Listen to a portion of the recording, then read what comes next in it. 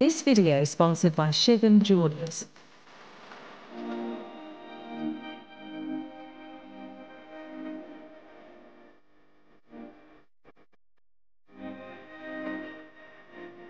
खास दिवाळी निमित्त महाराष्ट्र राज्य ग्रामीण जीवनोन्नती अभियान जिल्हा अभियान व्यवस्थापक उमेद व जिल्हा ग्रामीण विकास यंत्रणेच्या संयुक्त विद्यमाने बसस्थानक परिसरात 5 दिवसीय वर्धा वर्धिनी दिवाळी फराळ महोत्सवाचे आयोजन करण्यात आले। या महोत्सवाचे उद्घाटन पालकमंत्री डॉक्टर भोयर यांच्या हस्ते करण्यात आले।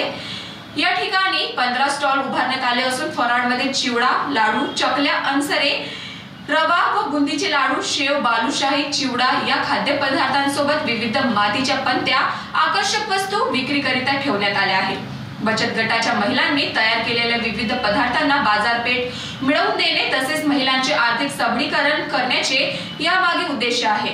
दिवाळी फराळ महोत्सवाचे आयोजन करण्यात आले आहे। 2 दिवसाच्या कालावधीतच महिलांनी 5 ते 6 हजारापर्यंत नफा कमवलेला आहे। या विक्रीपासून महिला समाधान व्यक्त करीत आहेत। वर्धा जिल्ह्यातील नागरिकांनी स्टॉलला भेट देण्याचे आवाहन या महिलांच्या वतीने करण्यात आले आहे। वर्धावरून सतीश काळे यांची रिपोर्ट, महान्यूज 7 नागपूर।